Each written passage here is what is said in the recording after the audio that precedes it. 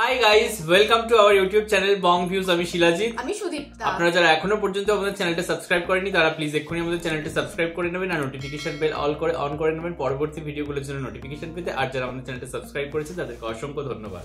আর পছন্দ হলে অবশ্যই ভিডিওগুলোকে লাইকও করবেন। তো আজকে আমরা নিয়ে চলে এসেছি একটি খুব একটা ইউনিক বা একটা একটু অন্যরকম আমার টাইটেলটা লাগলো, তার জন্য একটি কিউরিওসিটি বশত নিয়ে আসা ভিডিওটা। টাইটেল হচ্ছে এখনো মাটির বিস্কুট খাওয়া হয় মৌলভীবাজারে। চ্যানেল নেম হচ্ছে নাগরিক টিভি। তো মাটির বিস্কুট এই ব্যাপারটাই আমার কাছে খুব একটা অবিশ্বাস্য লাগলো যে লোকে খাচ্ছে, এটা হজম করে কি করে জানি না, ওই জন্য ভিডিওটা দেখা আর কি, দেখবো আর কি। তো চলুন দেখে নি সবাই মিলে। আর ভিডিওটা যদি কপিরাইট ক্লেমের জন্য ব্লক হয়ে যায় তাহলে সম্পূর্ণ ভিডিওটা আপনারা আমাদের ফেসবুক বা ইনস্টাগ্রাম পেজে পেয়ে যাবেন। আর ফেসবুক বা ইনস্টাগ্রাম পেজের লিংক আপনারা আমাদের ডেসক্রিপশন বক্সে ফার্স্ট পিন কমেন্ট থেকে পেয়ে যাবেন। তাহলে চলুন সবাই মিলে ভিডিওটা শুরু করি। মাটি দিয়ে ইট তৈরির কথা সবার জানা থাকলেও মাটি দিয়ে বিস্কুট তৈরির কথা অনেকেরই অজানা। আমরা মায় মুরব্বী শ্বশুরে শাশুড়ে কথা করছেন বিদায় আমরা চিনছি। একদিকে মাটি প্রস্তুত করা হচ্ছে বিস্কুট তৈরির জন্য, অন্যদিকে রোদে শুকানো বিস্কুট বটি দিয়ে কেটে মসৃণ করে চুলায় দেয়া হচ্ছে। মৌলভীবাজারের কমলগঞ্জ উপজেলার পাহাড় এবং নদীর তলদেশের এঁটেল মাটি দিয়ে এসব বিস্কুট বানানো হয়। স্থানীয় ভাষায় এই বিস্কুটকে সিকর বলা হয়। আমরা সিকর বিস্কুটও বানাই, কেউ বলে মাটির বিস্কুট আর কেউ বলে মাটির সিগারেট। কেউ মাটির বিস্কুট আর আমরা তো করাম আর কি সিকর। বিস্কুট তৈরির জন্য প্রথমে উপযুক্ত মাটি সংগ্রহ করা হয়, এরপর বড় পাত্রে মাটি ভিজিয়ে রাখা হয়। নরম হওয়ার পর মাটিতে গোলাপ জল, আদার রস এবং ক্ষেত্র বিশেষে চিনি মিশিয়ে বাঁশ বা লাঠি দিয়ে মেশানো হয়। মাটি তৈরি হলে নারী পুরুষ সবাই মিলে বিস্কুট তৈরি করতে বসেন। মাটিটা দিয়ে বিস্কুট বানাই, পয়লা বিস্কুটের মতন বানাই। বিস্কুটের মতন বানাইয়া এটার আমরা একটু পালিশ করে কয়েকজন এগুলো ফালাইয়া এটা আমরা রোদ শুকানো দিই। তবে আমরা এটা পালাটি করে শুকাইয়ার পরে এটা আমরা বাড়িতে নিয়ে এটার ফোন দিই, দিয়ে এটা আমরা বিক্রি করি। বিভিন্ন আকারের বিস্কুট তৈরি হয়ে গেলে সেগুলো রোদে শুকানো হয়। 1 থেকে 2 দিন সময় লাগে শুকাতে। এরপর ধারালো বটি দিয়ে কেটে প্রস্তুত করা হয়। শেষ ধাপে লোহার শিক দিয়ে তৈরি চালনি বসানো হয়। বিস্কুট ও শিকড়গুলো ওই চালনির উপর বসানো হয়। তারপর হাঁড়িটি রাখা হয় চুলার উপরে। ধানের তুষ দিয়ে আগুন জ্বালানো হয় গর্তে। একসময় প্রচলিত ধারণা ছিল মাটির বিস্কুট বা শিকড় রক্তশূন্যতা দূর করে, খনিজের যোগান দেয়। গর্ভাবস্থায় যথেষ্ট প্রয়োজন হয় খনিজের, তাই অনেকেই বিশ্বাস করত মাটির তৈরি বিস্কুট বা শিকড় খেলে রোগবালাই থেকে রক্ষা পাওয়া যাবে। এ কারণেই অনেকেই গর্ভবতী নারীদের এবং ছোট বাচ্চাদের এই বিস্কুট খাওয়ায়। বিশেষ করে আইলো আগে গর্ভ মহিলায় খাইতো, গর্ভ মহিলায় খাইলে এটা তার একটা উপকার আইতো। এখন এটা আপনার চাহিদা কমে গেছে, অনেক কমছে, কারণ এটা এখন খাইলে মানুষের হয় ডিসেন্ট্রি হয়ে যায়, খিতা হয়ে যায়, কিছু হয়ে যায়। বর্তমানে শুধু ক্ষুধা নিবারণের জন্যই নয়, বরং এক ধরনের অভ্যাসের বশেই লোকজন মাটির বিস্কুট খেয়ে থাকেন বলে জানালেন বিস্কুট তৈরির কারিগররা। তবে আগের মতো কদর এখন নেই। বর্তমানে মাটির বিস্কুটের চাহিদা কমে যাওয়ার পেছনে কারণ হিসেবে কারিগর মোহন শব্দকর জানান, দারিদ্র সীমার নিচে বসবাস করা শব্দকর সম্প্রদায়ের মানুষদের অবস্থার কিছুটা উন্নতি এসেছে, হয়েছেন অনেক সচেতন। আগে চাহিদা আছিল, এখন এটার চাহিদা কমে গেছে এই মাটির বিস্কুটের। তারপরেও কিছু কিছু আমরা মাঝে মধ্যে আনি, সেগুলা বানাইয়া আমরা কিছু গর্ব গাঁও গরু যাই, বেটিনতে বানাইয়া দিন, বেটিন ধরে আনিয়া দেই, তারা বানাইয়া দেয়, গাঁও গরু যাই। কেউ আধা ফোট চাউল, কেউ 5 টাকা, কেউ 2 টাকা দিয়ে কেউ রাখে। আগের মতন বিক্রি হয় না। দারিদ্র সীমার নিচে বসবাস করা এসব পরিবারের খোঁজ খবর কোনো জনপ্রতিনিধি নেয় না বলে আক্ষেপ করেন মোহন শব্দকর। অনেক বয়স হলেও কোনো সরকারি সুযোগ সুবিধা পান না বলেও জানান মাটির বিস্কুটের এই কারিগর। ইলেকশন সময় ভোট দিও, এই ভোট দেও, তোমরা রাস্তা দিমু, গাছ দিমু, এই দিমু, সেই দিমু, এই বয়স্ক ভাতা দিমু, ওয়ান করবো, কিচ্ছুই নেই। আমরা ইলেকশন আইলে গাতো হাত দিয়া মান দিয়া দিন, এ সময় হাত দেওয়া লাগে না সাফান দিয়া।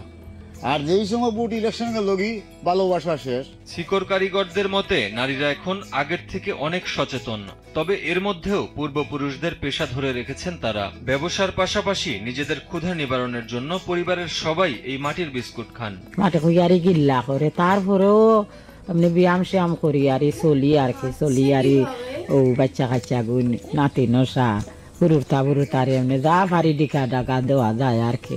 মৃতপ্রায় হলেও এই মাটির বিস্কুট শিল্প আজও মনে করিয়ে দেয় অতীতের অন্ধকার সময়কে। চাহিদা কমে গেলেও একদম হারিয়ে যায়নি এই খাবার। আজও দেশে মাটির বিস্কুট কোনো কোনো সম্প্রদায়ের মানুষের খাদ্য হিসেবে প্রচলিত আছে। ক্ষুধা মেটানোর খাদ্য ছাড়াও এতে প্রয়োজনীয় খনিজ উপাদানের প্রাপ্তি ও রক্ত স্বল্পতা রোধের পুরনো ধ্যান ধারণা থেকে এটি এখনো খাওয়া হয়। 100-150 বিস্কুট বানানি হয়, এর উপরে বানানি যায় না। আর সবে এখন এটা খাইতে রাজি হয় না, এটা লুকাইছে ভাইয়া বিকে। তো কোনো সময় আমরা সেরকম কোনো পার্টি আছে বা 10 খান মাটির বিস্কুট দিও বা 50 খান দিও, তো বিভিন্ন এলাকার তারা বিভিন্ন টাউন বিভিন্ন জায়গাত নিয়ে তারা বিক্রি করে। আমরা 2 টাকা 3 টাকা এরকম বেশি আরি। দেখলাম হচ্ছে ভিডিওটা। প্রথম কথা হচ্ছে মানে হয় না যে অ্যাট দ্য সেম টাইম আপনি হচ্ছেন অবাক হচ্ছেন, আশ্চর্য হচ্ছেন, হতাশও হচ্ছেন বা চিন্তা করতে বা আপনার মাথাতে জিনিসটা নিতেও অসুবিধা হচ্ছে, ভাবতে প্রসেস করতে অসুবিধা হচ্ছে। তো আমাদের দুজনেরই এই ভিডিও দেখার পর রিয়াকশন বা কাইন্ড অফ ফিলিংস এটাই যে প্রথম কথা আমরা যেটা দেখলাম মানে এটা কি সত্যি নাকি এটা মানে এটা কোথাও গিয়ে এই ধরনের মানে একবিংশ শতাব্দীতে না মানে প্রচন্ড হতাশাজনক এবং মানে সভ্য সমাজের জন্য খুবই একটা দুর্দিনময় দিক মানে এটা বলা যায়। মানে খুবই অবাককর, মানে ঠিক মানুষে কি করে হজম করতে পারে বা তাদের কোনো মানে যে ডাইজেশন সিস্টেমে কোনো রকম সমস্যা হয় না কি জানি, এবং তাদের যে মল ত্যাগের বিষয়টাও বা কিভাবে সম্ভব হয় মানে খুবই মানে অবাককর বিষয়। মানে এরকমটা মানে ভাবতেও আমরা পারবো না কোনোদিনও যে এরকমও মানুষ আজকালকার দিনেও এক্সিস্ট করছে যে যারা মাটি খেয়ে বেঁচে রয়েছে কোথাও গিয়ে। একদমই তাই। আমরা অনেক সময় আফ্রিকার একদম মানে কি বলে পোরেস্ট যে কান্ট্রিগুলো রয়েছে সেখানকার একদম ট্রাইবাল যে গোষ্ঠী, অনেক সময় তাদের লাইফস্টাইল আমরা বিভিন্ন ভিডিও ইউটিউবে দেখে থাকি, তারা কাইন্ড অফ খুব মানে একদম বেসিক নিডসের উপর জীবন ধারণ করে। বাট কোথাও আমি এখনো পর্যন্ত ওরকম কোনো ভিডিও দেখিনি যে মাটির কিছু খাচ্ছে তারাও। হ্যাঁ মানে আমি গাছপালা থেকে সংগ্রহ করে পোকামাকড় জীবজন্তু মানে একদম যেটা আমরা ভাবতেও পারবো না সেই রকম জিনিসপত্র খেতে দেখেছি মানুষকে যে ক্ষুধা নিবারণের জন্য। বাট মাটি খেয়ে কেউ মানে মানে একটা একজন দুজন নয় মানে একটা জনসমাজ আর কি জীবন ধারণ করছে দিনের পর দিন ধরে ক্ষুধা নিবারণের জন্য। তো এটা খুবই দুঃখজনক এবং হতাশাজনক। আর এটা কোথাও গিয়ে মানে এই যে সরকারের কথা বললো যে ইলেকশন আসলে যে প্রতিশ্রুতি দেওয়া বা তখন আর কি সাবান মাখতে পারছে ময়লা ধোয়ার জন্য, তারপরে আর সাবান জুটছে না, মাটি খেয়ে বেঁচে থাকতে হচ্ছে, এটা সত্যিই খুব হতাশাজনক। মানে খুবই মানে কষ্ট করে মানে। আর সব থেকে বড় কথা তারা কোনো ভাতা বার্ধক্য ভাতা বা কিছুই তারা পাচ্ছে না। মানে সরকার তাদের দিকে দেখে পর্যন্ত না যে এই মানুষগুলো কিভাবে খেয়ে পড়ে বাঁচবে। কোনো কর্মসংস্থান নেই, কোনো ভাতা নেই।